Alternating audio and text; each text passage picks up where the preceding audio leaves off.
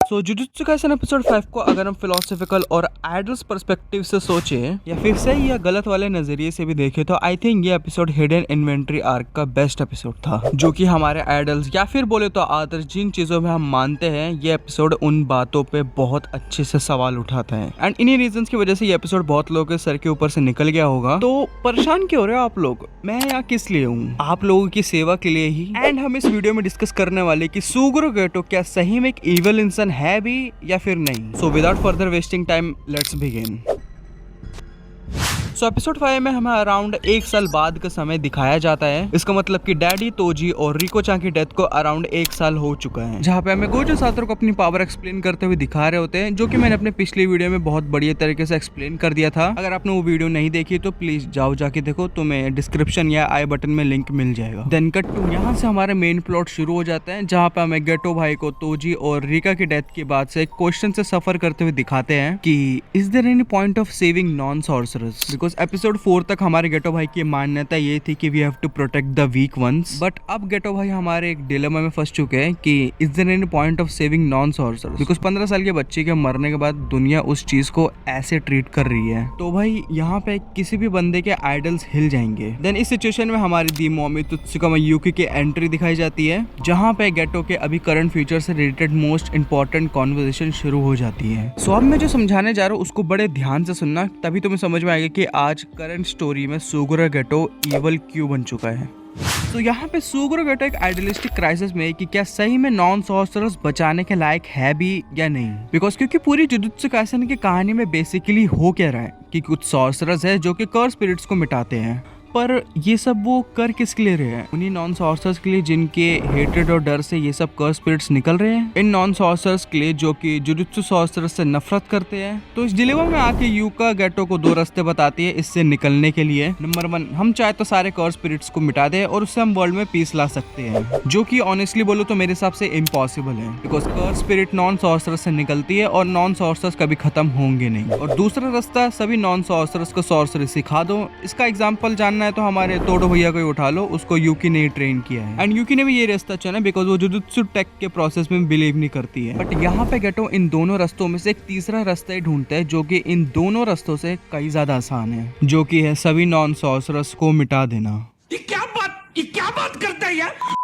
ना रहेगी बास ना बजी की बांसुरी, क्योंकि कर्स स्पिरिट्स नॉन सॉर्सरर्स से ही निकलती है एंड नॉन सॉर्सरर्स ही नहीं रहेंगे तो प्रॉब्लम ही सॉल्व हो जाएगी। क्योंकि वैसे भी ये लोग सॉर्सरर्स पे लुक डाउन करके देखते हैं, तो इनको बचाने का पॉइंट भी क्या है यहाँ पे, जो कि एक 15 साल के मासूम बच्ची के मरने पे तालियां बजा रहे थे। एंड इस बात पे यूकी एग्री भी करती है। बट यहाँ पे गेटो के पास इससे रिलेटेड एक और विकल्प आ जाता है कि अब कौन सा रास्ता चुने। तो यहाँ पे यूकी ने गेटो को बहुत ही समझदारी से समझाया, जिससे पर्सनली मैं भी खुद एग्री करता हूँ कि इंसान का जो रियल नेचर होता है एट द एंड वो वही रास्ता चुनता है। अगर बाय चांस इंसान गलत रास्ता चुने भी तो वो ज्यादा देर तक खुद से झूठ नहीं बोल पाएगा। एंड यहाँ पे एक बात सोचो कि ये तीसरा रास्ता गेटो के दिमाग में ही क्यों आया?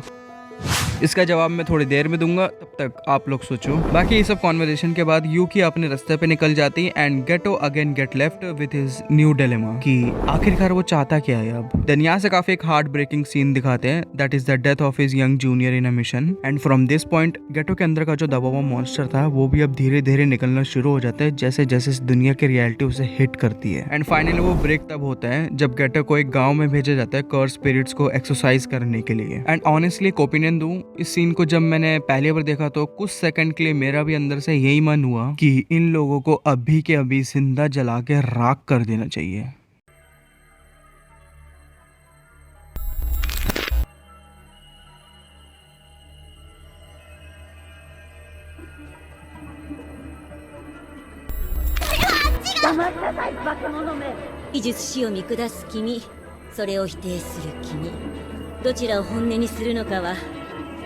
皆さん、一旦外に出ましょうか。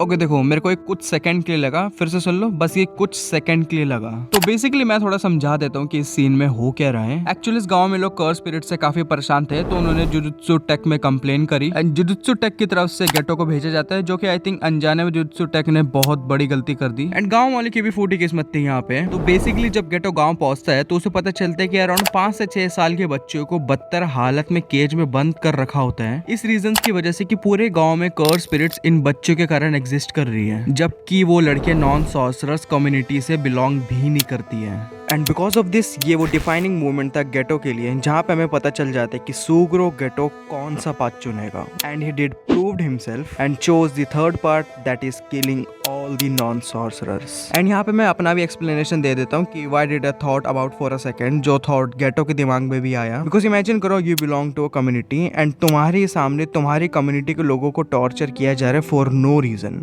एंड यहाँ पर तो वैसे भी 2 बच्चों को दिखाया जा रहा था, जो कि और भी ज्यादा अनबेरेबल है, क्योंकि कर्स स्पिरिट्स उन विलेजर्स के कारण ही विलेज में एग्जिस्ट कर रही थी। बिकॉज कर्स एनर्जी सिर्फ और सिर्फ नॉन सॉर्सरर्स में से ही लीक होती है। That's why at this point I very clearly felt the Geto's gut feeling of killing those villagers. Because भाई यहाँ पे पानी सर के ऊपर से चला गया था। बिकॉज एक तो रिको की डेथ के बाद जो नॉन सॉर्सरर कम्युनिटी से उसको ट्रीटमेंट मिला था, एंड दूसरी तरफ फिर ये सब देखना, नो डाउट गेटो ने पूरे गांव को क्यों जला दिया। But after this when the decision comes to Gojo Satoru भाई कंप्लीटली डिफीट हो गए थे इस कॉन्वर्सेशन में। बिकॉज इस पॉइंट के आते आते गेटो ने अपना रियल सेल्फ फुल्ली पहचान लिया था। एंड इस कॉन्वर्सेशन में गेटो ने जो भी बोला है उससे मैं कंप्लीटली एग्री करता हूँ कि अगर आज जिस पाथ पे सुग्रो गेटो चल रहा है, अगर वो पाथ आज सातोरू भैया चुनते हैं तो किसी को भी आपत्ति नहीं आती, because he is the strong. उस पे कौन सवाल उठा सकता है। बट यहाँ पे गेटो तो नहीं है। दैट्स व्हाई गेटो यहाँ पे कहता भी है कि तू गोजो सातोरू इसलिए तू स्ट्रॉन्गेस्ट है, या फिर तू स्ट्रॉन्गेस्ट है इसलिए तू गोजो सातोरू है। अगर इसका रियल मतलब अगर आप में से कोई समझ पाया हो तो कमेंट सेक्शन में जरूर बताना। एंड गेटो आज जो भी है वो क्यों है, उसमें सातोरू भैया का बहुत बड़ा हाथ है, क्योंकि अगर गोजो गेटो को अकेला नहीं छोड़ता तो गेटो की आज ये कंडीशन नहीं होती। बिकॉज एपिसोड 4 में गेटो ने सातोरू को तो बचा लिया डार्कनेस में जाने से, बट सातोरू को बचाने के चक्कर में गेटो खुद उस पाथ पे चला गया, विच इज वेरी सैड।